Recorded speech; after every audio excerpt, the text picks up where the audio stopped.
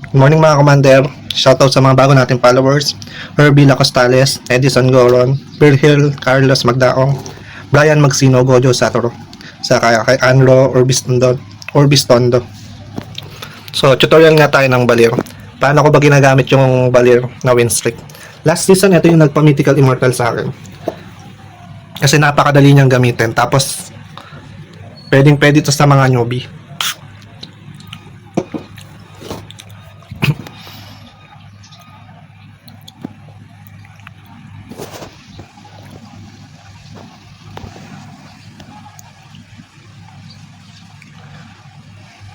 Dito nga, ang kinuha kong power card ay Ling Power, no?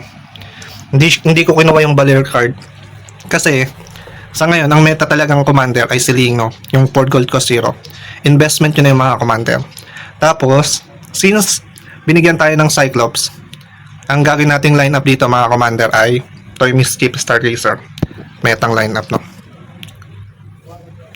Si Toy Mischief, hindi siya nawawala sa metang commander. Kasi meron siyang hybrid depth, no? Pag nabubuo mo yung Toy Mischief. Yan. Ano ba ibig sabihin ng hybrid depth? Ibig sabihin, magical defense saka physical defense. Meron siya no? Kaya siya tinawag na hybrid. Yan, 16 hybrid depth, no? Tapos plus yung kanyang item. No? Napakadaya ng item ng Toy Mischief. Dito nga, kumuha tayo ng scavenger, no?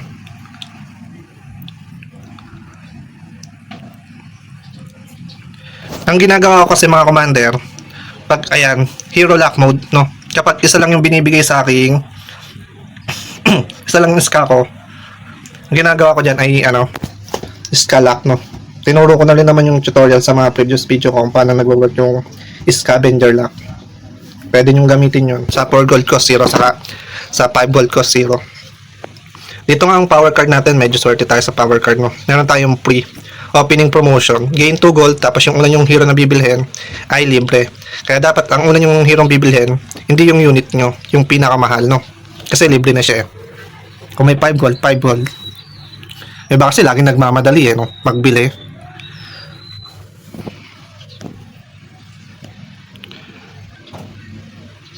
Balagbag yung Lunox mga commander, no?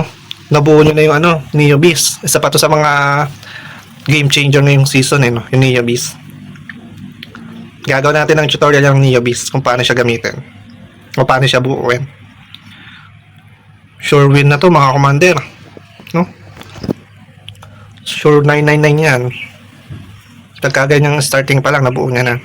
Ito yung scavenger lock, no? Pinibili ko yung unit tapos iniiwan ko yung isa kasi isa lang yung scavenger ko. Pero kung nabuo nyo naman yung tatlong scavenger, kahit di nyo nang gawin yung scalak, magpa-level lang kayo.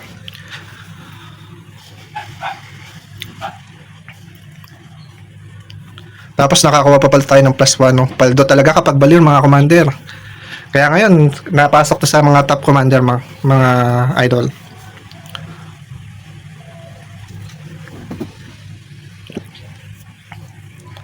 So starting lineup, no, scavenger.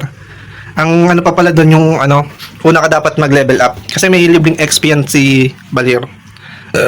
After round 2-4.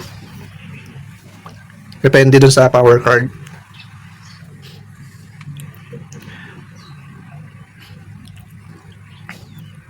Pag dito kapag napatuster nyo na yung Cyclops, may puhunan na kayo no. Kung matalo man kayo, maliit lang yung bawas ng HP. Ayan na mga commander. Magna 999 na yan. Sarap talaga mag Neo Beast. Solid pa yung lineup nyo. F Neo Beast. Lakas ni Arata Official.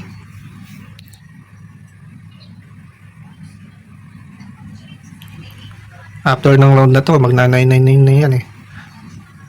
Okay ko. Sakto. Baga, ang Crystal Leslie tapos naka crystal KOF.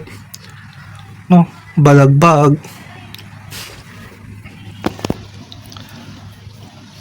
Pagka ganyan mga commander, ano gagawin nyo? No. Kaya matataranta pagka may 3-star na yung kalaban nyo. Ang goal nyo dito, nakapagpa-3-star din kayo.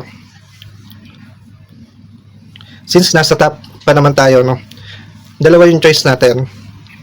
So una, mag-level 10 tapos magpa-3-star. Pero kung marunong yung kalaban natin, haharangan din yon. Pangatlo, mag-surrender na. Pangalawa, mag-surrender na.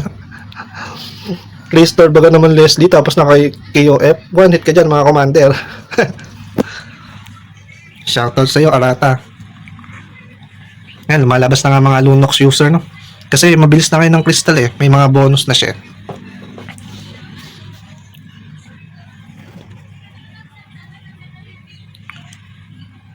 Aray ko.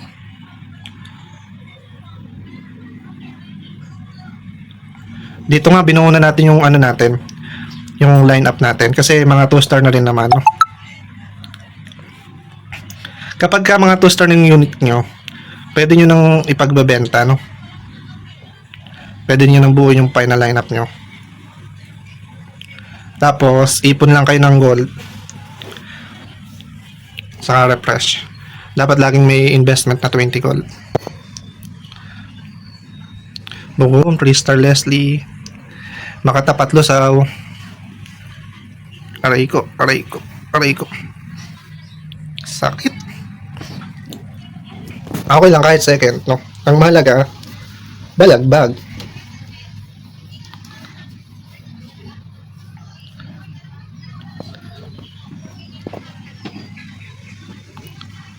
Dito ang pagkakamali ng mga commander, hindi siya nang harang, no?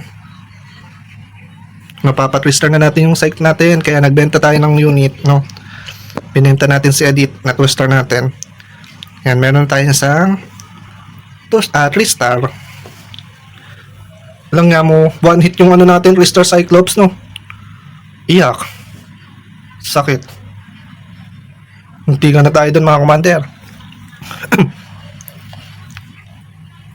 Dito hanapin nyo yung manok, no? Hindi sa atin binigay yung manok eh. Para makaka-pre-hit tayo. Tapos ano na lang, laban na lang tayo sa second place. Yun, isang parsa na lang. Benta si Rafaela. Yan yung mga commander benta nyo yung Rafaela. Yung mga 5 gold cost 0 na 2-star. Kahit 4 gold cost, no? Tapos balikan nyo. Basta mapa 3-star nyo yung core hero nyo. Aray ko. Tagam.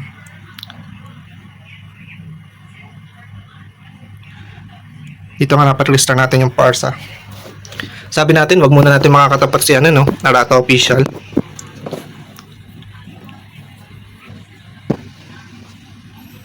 Wala eh. Huwag din kayong kampante kapag mayroon na kayong star na 5 gold cost 0 mga commander. Yun yung ikakatalo nyo. Eto, ipapakita ko sa inyo yung hindi pa pala. Kahalaga ng positioning. Dito, nandito yung ano niya, Leslie niya. No? Kaya dapat na stand natin yan. So, ang gagawin natin mga commander, no? Sino ba yung may pang-stand dito? Si Edit. Ililipat natin sa Edit, tapos ililipat din natin sa Cyclops. Tatapat natin dito kay Leslie yung pinakamahina nating unit. Yan. Tapos, yan. Pagam. Medyo mabilis, no? Nanalo pa tayo doon mga commander.